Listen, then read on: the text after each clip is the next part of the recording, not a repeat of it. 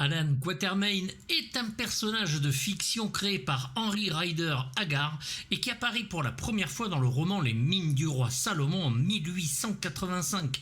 Il est le héros de 3 autres romans et d'une série de nouvelles et c'est un chasseur britannique de l'époque victorienne très courageux dont sa famille subira de nombreuses épreuves puisque sa mère et ses 3 frères seront empoisonnés par le puits d'eau familial et de façon criminelle et après cette épreuve va décider avec son père, un vicaire, d'émigrer en Afrique du Sud où le père deviendra missionnaire.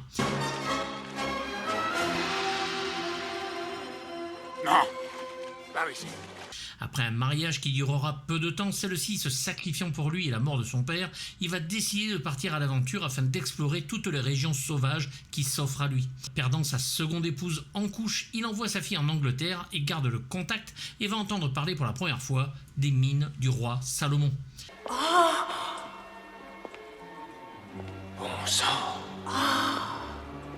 Constitué par le journal qu'Alan Quatermain laissera à sa mort, car il s'agit du livre où, tout comme Conan Doyle avec Sherlock Holmes, l'auteur fait mourir son héros, toutefois le succès des mines du roi Salomon le contraignirent à le faire renaître pour de nombreuses aventures.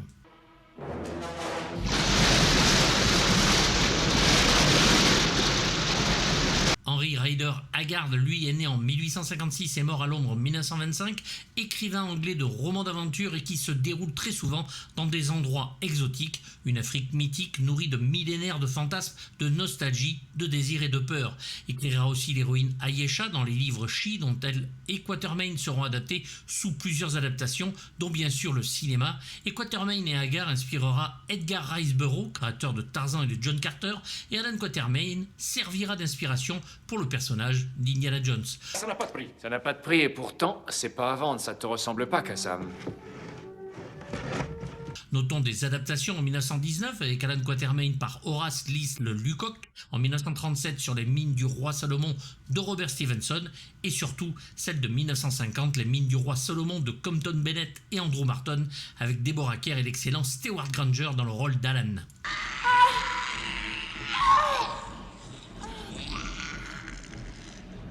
Sur ce film, ce sera l'inverse, la canon va s'inspirer du héros des films de Steven Spielberg produits par George Lucas sans en avoir une once de qualité artistique des histoires de notre archéologue préféré. Bon, disons-le de suite, ce sous-clone d'Indiana Jones aux effets de transparence plus que moyen va se révéler involontairement drôle, c'est une évidence, mais y a-t-il quelque chose à sauver du film? Voyons ça ensemble. Il faut sauter. En tombant, ça risque d'exploser. C'est notre seule chance. Venez. Première fausse bonne idée, engager un vétéran sur le papier, ça sent bon, en y regardant de près, ça peut vite tourner au vinaigre. Spielberg, lui, est né en 1947, alors que Jack Clint Thompson, qui est choisi pour réaliser le film, pour les 2 doudingues de la canon, j'ai nommé Yoram Globus et Menahem Golan, est né en 1914. Il a donc 71 ans quand il attaque le film.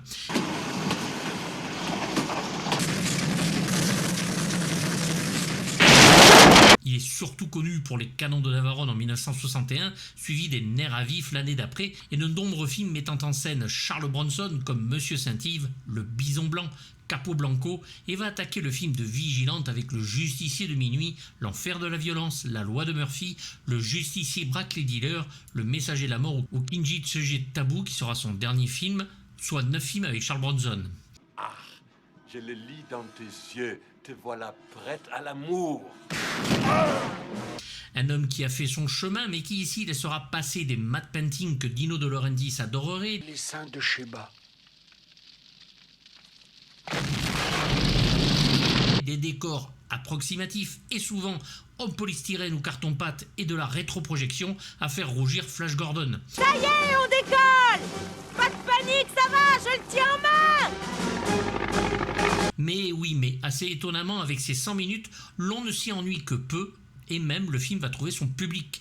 Le choix de l'acteur principal n'y est peut-être pas pour rien, puisque c'est Richard Chamberlain qui s'y colle avec un sourire ultra bright et des clins d'œil à foison, et une musique de Jerry Goldsmith qui aide beaucoup. Que prie, Tougati. Ah.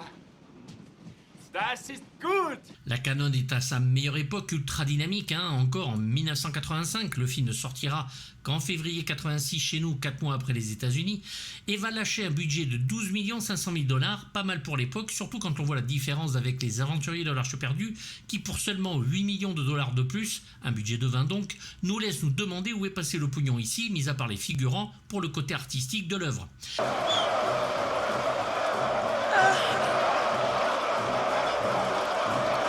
Bien que Thompson soit un réalisateur âgé, il va quand même se débrouiller sur des séquences d'action alternant le ridicule et la réussite, où parfois il essaye d'imiter le Golden Boy en pastichant le héros Jones dans une séquence de train rappelant celle des camions du premier ou celle du marché en Égypte.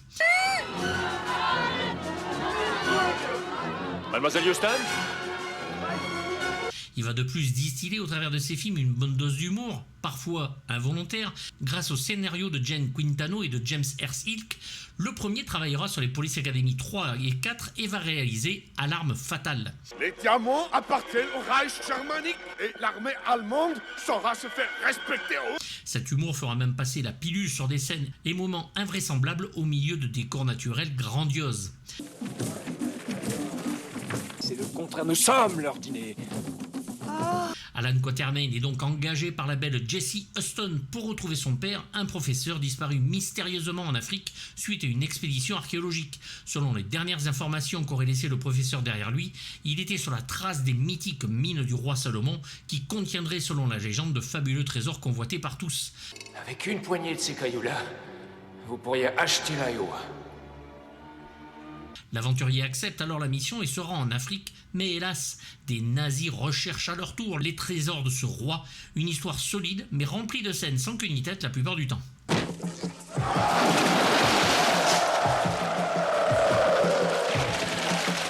Pire exemple en tête, nos deux héros dans un chaudron géant ou marmite comme vous voulez, au milieu de légumes en plastique flottants et entourés de cannibales qui attendent la cuisson pour pouvoir les bouffer. Atterrant. Moi, je n'aurais pas choisi ça comme dernier menu. Et votre plan, il mijote? Aux effets spéciaux, tout est raté, des transparences absolument foireuses en tout point.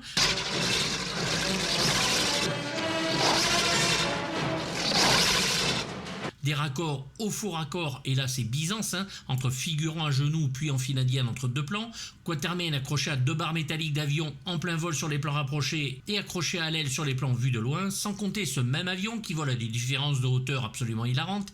Vous avez le manche entre les jambes! Mais bon Dieu, tirez dessus! La marmite géante donc qui va s'arrêter après une course folle dans une pente dans les plans intérieurs alors qu'en vue de dehors elle avance toujours.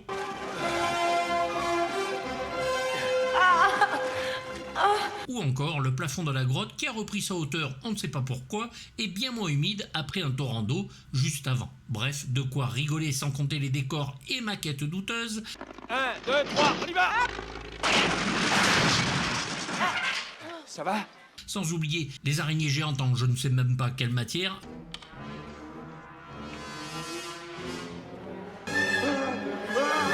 Voire un monstre de pierre, enfin je crois, je ne sais plus.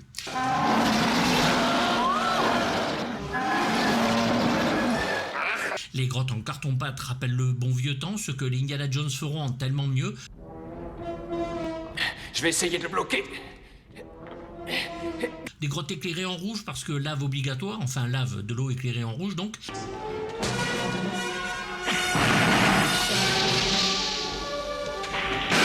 Et des explosions incrustées par-dessus les acteurs alors qu'ils devraient être derrière, que du bonheur en effet optique.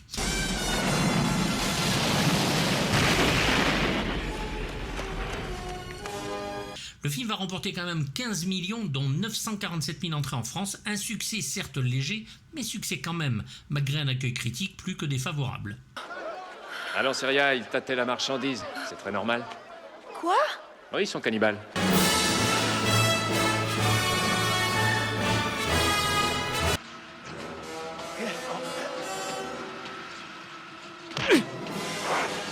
Richard Chamberlain devient donc Alan Quatermain avec une ressemblance à Indiana Jones plus que troublante bien que barbu, vêtu façon aventurier avec son chapeau qu'il perd très vite et des séquences parallèles au film de Steven dont une scène dans un village africain ressemblant beaucoup à celle du marché du premier Jones.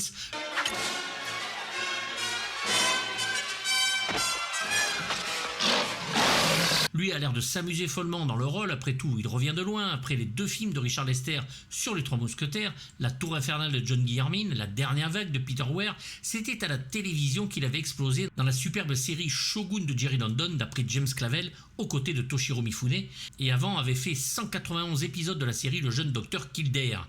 Il jouera aussi dans La mémoire dans la peau avec Jacqueline Smith et réalisé par Roger Young en Jason Bourne. Et ne l'oublions pas, il est parfait en Ralph de Bricassard dans Les oiseaux se cachent pour mourir, série qui fera de lui une star mondiale que les femmes vont vénérer jusqu'à son coming out, et encore. Et une cascade. Ah, ils ont vraiment rien laissé au hasard. Oh, ça commence à monter. Il reste impressionnant ici, voire crédible, et fait bien le taf, généreux en baston et action, on voit tout le temps les cascadeurs, et garde près de lui un fusil de chasse et des bâtons de dynamite. Ce n'est pas Harrison Ford, certes, mais il a assez de classe pour nous faire presque oublier le film dans lequel il est.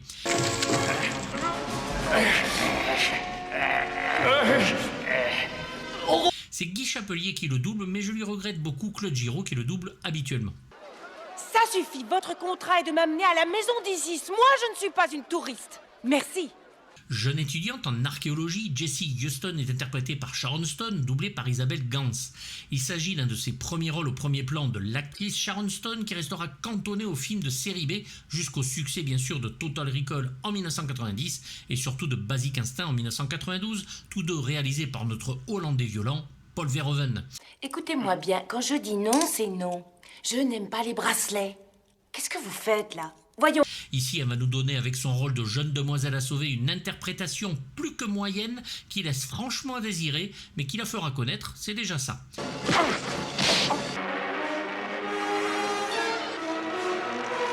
Elle est toute proprette, mais sans avoir la capacité d'égaler les héroïnes de chez Indiana Jones. Elle est très belle, mais reste insignifiante par un jeu d'actrice vraiment pas fameux.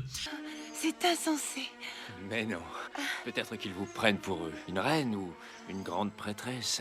3 ans plus tard, elle épousera à l'écran le saumon agile, ce cher Steven Seagal dans le Nico et joue dans le Action Jackson de Craig Baxley. Vous avez vu un panneau? Est-ce qu'il était signalé ce piège? Vous avez le cerveau d'une puce ottomane. En méchant en chef, le délicieux Herbert Lom en colonel Bockner, officier allemand avec casque colonial sur la tête et moustache en pointe avec un fort accent germanique. Bref, une caricature qui n'a malheureusement rien à envier aux méchants vus trop de fois. Ils ne savent faire que ça, ces maudits cannibales. S'enfuir ou alors manger leurs semblables. Herbert Lom mène une carrière riche et internationale, interprétant des seconds rôles dans Spartacus de Stanley Kubrick, Le Cid ou Pancho Villa. On le retrouve en Capitaine Nemo dans L'île mystérieuse, puis il se montre tout disposé à servir le cinéma fantastique et d'épouvante pendant la période de la Hammer. Dorénavant, c'est moi qui commande. Je vous conseille de ne pas oublier ça. Il va incarner le fantôme de l'opéra dans le film de Terence Fisher en 1962 ou encore Van Helsing dans Les Nuits de Dracula avec Christopher Lee. Ne restez pas là.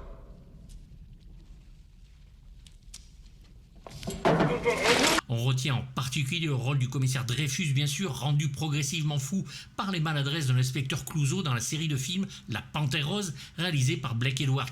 Ces films lui permettent de s'éloigner des personnages de méchants et d'aborder un registre comique. L'armée allemande ne tolère pas cette discipline.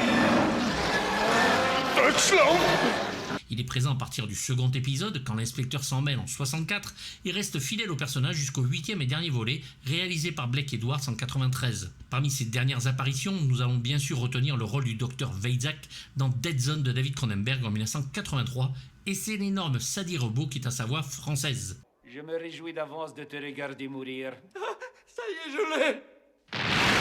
Dogati, marchand d'esclaves, interprété par notre Gimli préféré, John Rhys Davies, doublé par Jacques Ferrière, ici d'origine turque, un être malfaisant, raciste, dégueulasse en saleté, bref, l'image classique est vue 100 fois du connard. À présent, colonel Bockner, suivez-moi. Très pratique vos tétons. Hop, hop. Le John a joué dans la série Shogun, aux côtés déjà de Chamberlain en Vasco Rodriguez, et va connaître une reconnaissance mondiale grâce au rôle de Salad dans la franchise Indiana Jones, rôle qu'il tient en 1981 dans Les Aventuriers de l'Arche perdue, en 89 dans La Dernière Croisade, et en 2023 dans Le Cadran de la Destinée. Les mines du roi Salomon. Un seul homme fait encore obstacle entre nous et le plus grand trésor de l'art.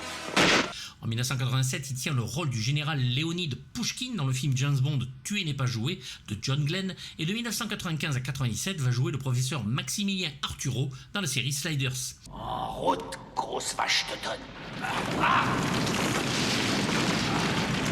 Et bien sûr, entre de nombreux autres rôles, de 2001 à 2003, va tenir le double rôle du nain Gimli et de l'ente Silverbarb dans la trilogie du Seigneur des Anneaux de Peter Jackson, qui connaît un immense succès. Il sera abattu dans le film ici aux portes de la grotte par Bockner, bien fait, puis revient et remeurt avec la grotte qui va s'écrouler sur lui, bien fait.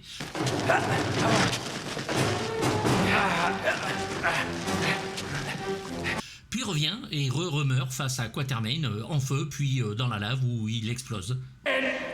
Nous mourrons ensemble. Bien fait.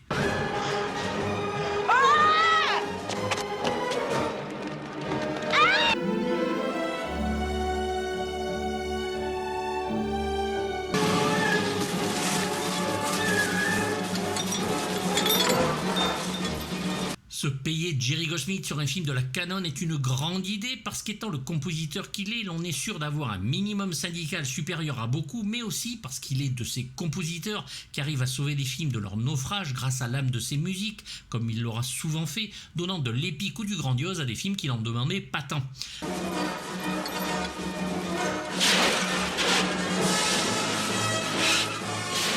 Un score qui donne dans le classique, rempli de belles envolées lyriques dont Jerry a le secret, et ce dès le thème du héros durant le main title, où le compositeur nous laisse en terrain connu, on sait chez qui l'on est, avec une écriture qu'il reprend de temps à autre. Un des plus beaux morceaux, Upside Down People, clairement plus apaisé, où l'orchestre s'anime assez progressivement et finit par se lever avec légèreté, nous donne une fraîcheur et un final démentiel et violent.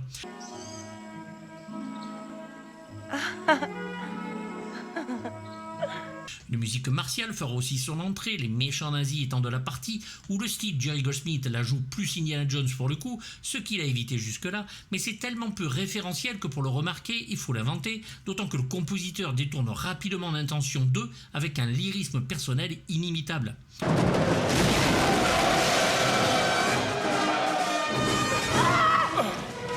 Le thème principal se fraye un passage dans divers morceaux, mêlé avec une musique sauvage et guerrière, où le ton obligatoire de l'aventure domine, n'hésitant pas à donner au vu des décors la musique éblouissante qu'il leur faut. Une musique exotique et aventureuse donc, teintée de mystère, ne l'oublions pas, des percussions bienvenues et des mélodies inoubliables, sur une musique du grand Jerry, quoiqu'un peu mécanique, et qui semble bien montrer que le génial musicien est capable d'un travail démentiel sur un film qui l'est moins.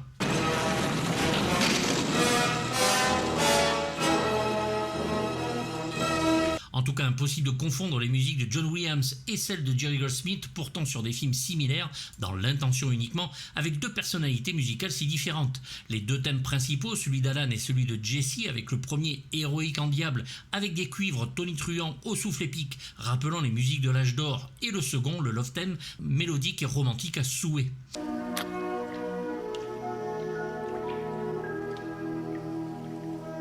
Le rendez-vous avec l'action est pris et réussi sur une musique énergique de plus d'une heure de bonheur où le style rappelle par moments Rambo 2 ou Explorers. Une musique où l'humour aussi est présent comme il a si bien fait chez Joe Dante avec en exemple un Quatermain qui, oui, il faut le dire, va danser sur le toit d'un train parce qu'on lui tire sur les pieds à un grand moment ou pas.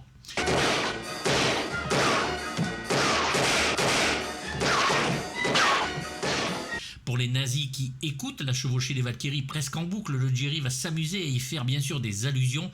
Bref, une partition superbe, brillante et classique, et qui reste sans aucun doute sophistiquée, et où les tambours tribaux ne manquent pas.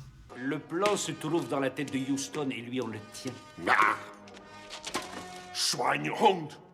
Bref, une composition symphonique et classique, comme je le dis, d'une virtuosité comme seul Jerry pouvait en trouver l'inspiration sur des images qui ne méritaient presque pas une telle musique.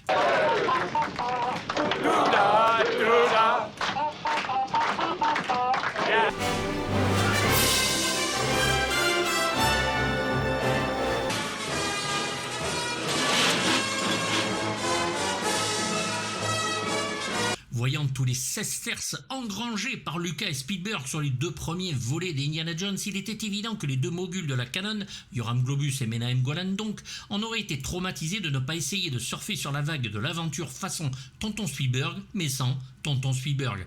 Je l'aime.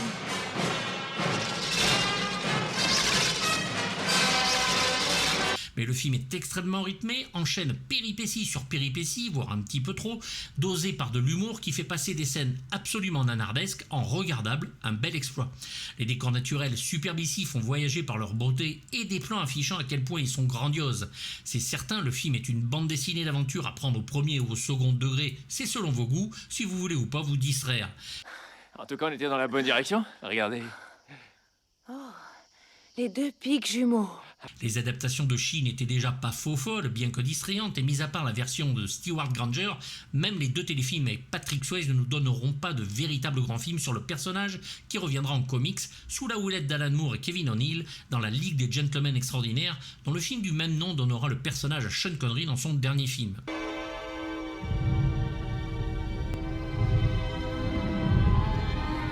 Nous sommes ici à la limite du film parodique, bordel la marmite quand j'y pense, et digne d'une opérette à la Luis Mariano sur des décors de Roger Hart et les costumes de Donald Cardwell. Seuls quelques moments et bien sûr la musique de Jerry Goldsmith font illusion, et malgré un rythme soutenu, une caractérisation de personnage proche du négatif. Le petit succès qu'aura le film enclenchera une suite l'année d'après, Alan Quatermain et la Cité de l'Or Perdu, pour un résultat artistique encore plus discutable.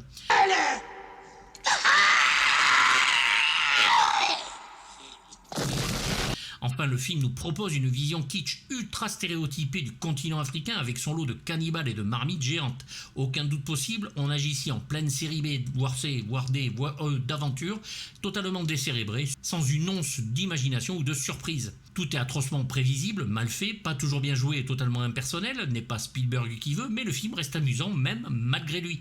Vu le peu de films d'aventure à l'écran, ne boudons pas notre plaisir, même s'il est coupable, avec ce nanar et 12 patates, mais que pouvions-nous attendre de la canonne d'autres que cela, et remercions la musique d'aider le film à survivre, ce qui ne sera pas le cas sur le 2.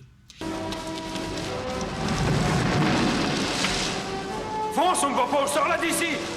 Vu l'année de mes 18 ans, je n'y croyais déjà plus, mais 38 ans plus tard, c'est pareil, mais le côté parodique est plus facile à comprendre et à voir, et donc le film passe beaucoup mieux. Je ne lui mets quand même que la note de 3 sur 6, et je suis ultra gentil, ça vaut vraiment pas plus. N'hésitez pas à me faire part de vos avis dans les commentaires, j'y répondrai comme d'habitude, même négatif si c'est écrit poliment. Vous avez le lien pour les DVD et Blu-ray s'ils existent dans la description, et vous pouvez vous abonner à la chaîne Patreon qui vous permet d'avoir les vidéos très en avance, sans censure ni pub, et avec des lives inédits. La boutique est ouverte avec mug, t-shirt, suite, tablier de cuisine, bref plein de choses, et vous avez le lien dans la description pareil. Pensez à vous abonner, c'est gratuit et ça fait plaisir si vous en avez envie. Mettez un pouce et activez la petite cloche pour les notifications, et à bientôt pour du lourd, bye bye.